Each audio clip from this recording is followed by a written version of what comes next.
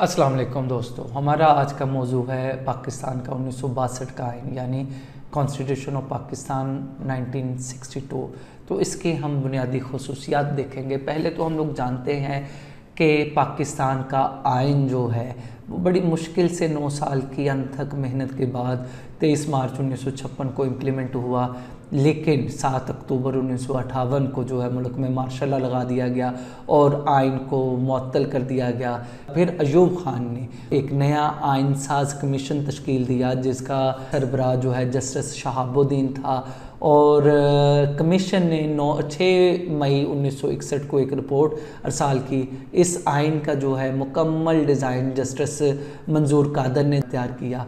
ये आइन 8 जून 1962 को एक सदारती आर्डीनेंस के ज़रिए मुल्क में नाफिज किया गया। ये आइन 1962 का आइन इसे वन मैन शो कहा जाता है, यानी इसमें ये डिज़ाइन इस तरह से किया गया है कि इसमें तमाम इख्तियारात का मंबा और मरकज़ जो है वो एक ज़ात है और वो है सदर की। और इस आइन की मिसाल जो है अक्सर पाकिस्तान का एक शहर फैसलाबाद से दी जाती है जिसमें घंटाघर है और 8 के 8 बाज़ारों का मरकज़ वो घंटाघर है। इसी तरह इस आइन के मुताबिक ताकत के तमाम इख्तियारात का मंबा और माखज़ वो सदर की ज़ात है, कोई भी इख्तियार उससे उसकी ज़ात से परे नहीं रखा गया। Number one, this is a written constitution, not like British constitution that is unwritten। तो ये written constitution है और इब्तिदा में इस आइन में जो है पाकिस्तान का नाम जो जमहूरिया पाकिस्तान रखा गया था, यानी रिपब्लिक ऑफ पाकिस्तान। बाद में पहली तरमीम के ज़रिए इसका नाम इस्लामिक रिपब्लिक ऑफ पाकिस्तान रख दिया गया। फिर उसके बाद जो इसके आर्टिकल्स हैं वो 250 आर्टिकल्स हैं और 5 इसके गोशवारे हैं। फिर मुल्क में वही वफाकी फेडरल फॉर्म ऑफ गवर्नमेंट रखा गया, यानी मरकज़ के पास कम इख्तियारात और सूबों के पास ज़्यादा इख्तियारात।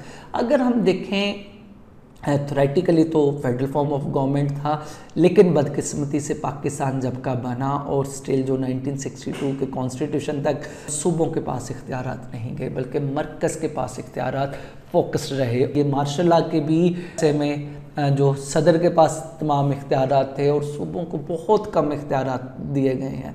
तो हम ये कनकरेंट लिस्ट देख सकते हैं जो 1956 की आइन की कंकरेंट लिस्ट, उसमें वो मरकज़ के पास ज़्यादा इख्तियारात थे, जबकि 1962 के आइन में एक धांधली के अंदाज में ना जो है ये कंकरेंट लिस्ट में जो है मरकज़ के इख्तियारात को कम किया गया है 94 से लेकर 49 तक। लेकिन इसमें भी बहुत सी चीज़ों को जो है सब सेक्शन में डिवाइड करके मरकज़ को इख्तियारात ज़्यादा दिए गए हैं। अच्छा, फिर यहाँ पे वही प्रिंसिपल ऑफ पैरिटी की इम्प्लीमेंटेशन की गई, यानी ईस्ट और वेस्ट पाकिस्तान को जो है थ्योरेटिकली इक्वल इख्तियारात दिए गए। असम्बली के जो टोटल 156 मेंबर्स होंगे मशरक़ी पाकिस्तान और आधे मगरबी पाकिस्तान से मुंतखब होंगे और 5-5 साल के लिए मुंतखब होंगे।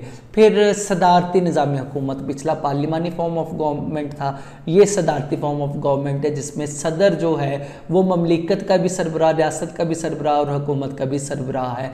सदर का इंतखाब जो एक इंतखाबी इदारा यानी इलेक्टोरल कॉलेज करेगा, जिसके ज़रिए जो है 5 साल के लिए सदर जो है वो मुंतखब होगा और ये इलेक्टोरल कॉलेज जो है इसके नुमाइंदों की तादाद 1,20,000 हैं। आधे जो है मगरबी पाकिस्तान और आधे मशरक़ी पाकिस्तान से मुंतखब होंगे और ये वोटिंग करेंगे कि किसको सदर बनना है। जस्ट लाइक जैसे यूएस में जो है इलेक्टोरल कॉलेज सिस्टम चल रहा है उसकी कॉपी की गई, लेकिन ये ज़्यादा इफ़ेक्टिव नहीं रहा। फिर देखा जाए तो करारदाद मकासद को जो है इस आइन का जो है प्रीएम्बल करार दिया गया, जिसके मुताबिक जो है इक़्तिदार आला का मालिक जो है अल्लाह ताला की ज़ात है और जो भी यहाँ पे हुक्मरानी करेगा वो अल्लाह ताला की बताई हुई हदूद के मुताबिक जो है वो हुक्मरानी करेगा, कुरान और सुन्नत के मुताबिक जो है हुक्मरानी करेगा। कोई भी कानून कुरान और सुन्नत से मुतसादिम नहीं बनेगा।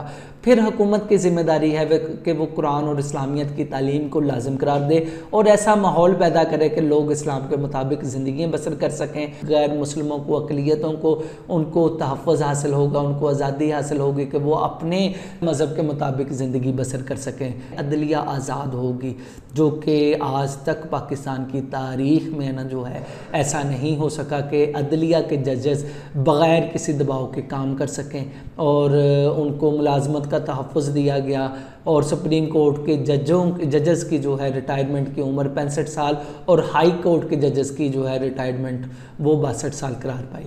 फिर उसके बाद फंडामेंटल राइट्स ऑफ सिटीज़न, उनके राइट्स का तहफ़्फ़ुज़ किया गया, उनकी लाइफ, प्रॉपर्टी, उनके फ्रीडम और उनके इंसाफ का हक, उनका फ्रीडम ऑफ स्पीच, ये मुख्तलिफ़ तरह के हकूक़ का जो है आइन के मुताबिक तहफ़्फ़ुज़ किया गया। फिर नेशनल लैंग्वेज जो है मुल्क की 2 ही करार दी गई, बंगाली और उर्दू को जो है मुल्क की नेशनल लैंग्वेज करार दिया गया। फिर 1956 के आइन के मुताबिक कुछ इस्लामी लॉज़ की इम्प्लीमेंटेशन की गई थी। 62 के आइन में उनको कलअदम करार दे दिया गया, तो दोबारा उनकी जो है इम्प्लीमेंटेशन हुई। फिर इस्लामी एडवाइजरी काउंसिल जो है वो बनाई गई। सदर के लिए ज़रूरी है कि वो एक ऐसी काउंसिल बनाए जो कि इस्लामी कवानीन के लिए जो है सिफारिशात मुरतब करे।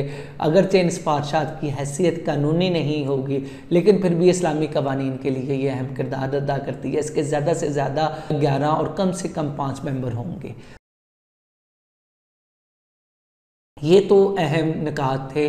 1962 का आइन जो है तकरीबन 7 साल तक रहा। जैसे ही अयूब खान इक़्तिदार के जो है दरवाज़ों से निकला तो इस आइन को मुअत्तल कर दिया गया। 1969 में फिर मुल्क में मार्शल लॉ लगा दिया गया। याहिया नया मार्शल लॉ एडमिनिस्ट्रेटर बना और 1970 में उसने अपना जो है लीगल फ्रेमवर्क जो है वो जारी किया, यानी अपना एक अबूरी आइन नाफज किया। और यूँ मुल्क जो है आप कह लें कि एक आइन जो है वो इम्प्लीमेंट हुआ, मार्शल लॉ के ज़रिए ख़त्म हो गया। फिर दूसरा इम्प्लीमेंट हुआ मार्शल लॉ के ज़रिए, वो भी ख़त्म हो गया। फिर अब लीगल फ्रेमवर्क याहिया खान लेके आया और इसकी भी इम्प्लीमेंटेशन जो है ज़्यादा देर तक नहीं रही। तो ये है पाकिस्तान की कॉन्स्टिट्यूशनल हिस्ट्री। आगे हम जानते हैं 1973 के कॉन्स्टिट्यूशन के बारे में।